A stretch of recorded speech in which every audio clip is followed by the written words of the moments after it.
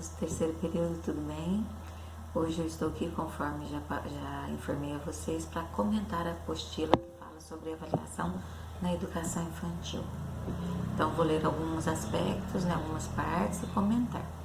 Lembrando que a avaliação na educação infantil ela é diferenciada, Eu não vou avaliar o conteúdo propriamente dito, E sim os comportamentos e atitudes que as crianças têm com relação a esses conteúdos que eu, enquanto educador da educação infantil, transmito para elas, Fazem parte do processo de ensino-aprendizagem. Então, na educação infantil, nessa fase chamada de infância, que a criança ela começa a se desenvolver, tanto afetiva quanto emocional, quanto cognitivamente. E é na escola, durante essa fase, que ela começa a adquirir as suas primeiras responsabilidades, que são os deveres, as socializações e as avaliações. Tudo isso acontecendo dentro do cenário da educação infantil. E não basta a gente considerar apenas o desempenho escolar da criança, mas nós temos que considerar ela num todo, ou seja, no seu desenvolvimento global.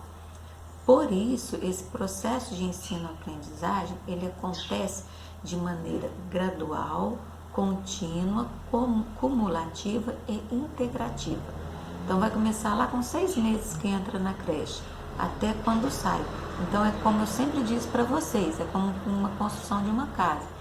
É um tijolinho sobre o outro, que a criança vai adquirindo esses conhecimentos. Muitas vezes a gente tem que repetir o que a gente já trabalhou para que ela possa assimilar esse conhecimento. E essa avaliação nesse processo, gente, ajuda não só a criança a entender e compreender as suas conquistas, dificuldades e possibilidades, como também o professor a ver esses aspectos na criança. E a avaliação na educação infantil ela é garantida pela LDB, no sua seção 2, artigo 3, no inciso 1, aonde diz que a avaliação ela é feita através do acompanhamento e registro do desenvolvimento, sem o objetivo da promoção para o acesso ao ensino fundamental. Todo mundo sabe que na educação infantil a avaliação não tem esse objetivo, de promoção, mas sim de observar o que a criança conseguiu alcançar, dentro lá do que é trabalhado. E o professor no dia a dia tem que acompanhar esse desenvolvimento, tem que estar atento ao aluno como um todo, no seu comportamento com os colegas, nas atividades de sala de aula, e aí começar a identificar a dificuldade que pode estar apresentando para essa criança. E o professor deve ter um olhar que permite organizar os seus materiais para oferecer para as crianças, gente. Porque a partir do momento que a gente percebe a dificuldade, nós temos que replanejar, isso é fato, Então, ele pode prever ações que podem contribuir para que essa criança alcance seus objetivos e facilite o aprendizado, não só da criança, como o trabalho do próprio educador. A avaliação deve contemplar os momentos em que a criança exercita o seu aprendizado, interpreta as ações dos adultos e tem chance de expressar os sentidos que definiu a partir dessas relações. Então, é essa observação que eu também tenho que estar tendo com a minha criança, no todo que eu acabei de falar para vocês, nas relações e não só nas relações com os colegas, professores e demais profissionais, e não só com aquele conteúdo que eu estou passando de aprendizagem, um conteúdo formal. E para que essa avaliação aconteça na educação infantil, foi passada aí na apostila para vocês algumas maneiras de avaliar. A primeira diz que é para a gente registrar os principais apontamentos. Resumindo, eu vou observar a minha criança como um todo e ter um caderninho à parte chamado caderno de registro, onde eu vou anotar todos os aspectos relacionados a essa criança no seu desenvolvimento. Eu vou fazer isso todos os dias? Não, como diz na apostila, eu posso selecionar. Cada dia eu tiro para observar X crianças e ali eu vou observá-la num todo. Posso criar nesse caderninho de registro alguns itens que eu gostaria de estar observando em específico e aí ir registrando conforme a sugestão que tem na apostila que eu passei para vocês. Quais são as características dos alunos, como é a participação deles na atividade, autonomia e etc.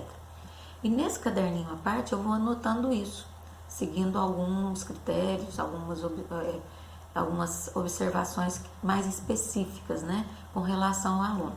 E no caderno de plano de aula, no dia a dia, eu posso anotar informações relevantes daquele dia, né? Não especificamente de alunos, né, específicos do dia, mas sim de eventos que tenham acontecido, que foi importante, então eu anoto ali no meu plano de aula, no finalzinho ali, eu anoto para que eu não esqueça o que aconteceu naquele dia.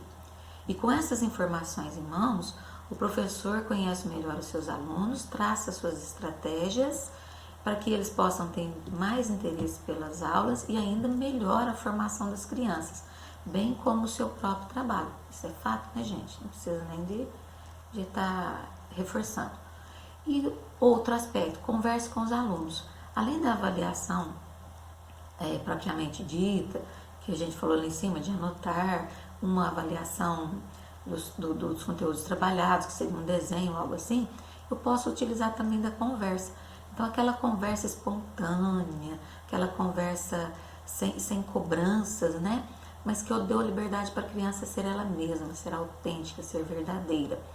E aí eu capto, enquanto profissional, dessa conversa, os aspectos que eu acho mais importantes para o desenvolvimento dela. Isso eu vou anotar, é óbvio, senão eu vou acabar esquecendo, né, gente? Então, essa conversa, e ela pode acontecer em qualquer momento. Lá no pátio, quando as crianças estão brincando, conversando, uma vem, chega perto de você, você aproveita o momento para estar conversando. Dentro da sala de aula, quando as crianças estão realizando alguma atividade, vem uma e quer conversar com você, ou você chama uma para que realize essa conversa. E anotar, né, o que for de mais importante dessa conversa. E assim você vai criando um vínculo com essa criança. Outra questão que você pode utilizar, outro meio, são os relatórios e os dossiês. Montar um relatório, geralmente, gente, vem da secretaria ou das assessoras, das supervisoras, um modelo básico para a gente seguir. Nesse relatório, a gente costuma, vou falar por experiência própria, colocar o desenvolvimento da criança relacionado ao aspecto formal, ao que a gente trabalhou dentro da salinha de aula com eles. A gente não procura abranger outros aspectos, como afetivos, emocionais ou sociais, não. Geralmente o relatório ele é bem específico da parte pedagógica. Se houver algo importante com relação aos outros aspectos, aí sim a gente acrescenta nesse relatório, ok?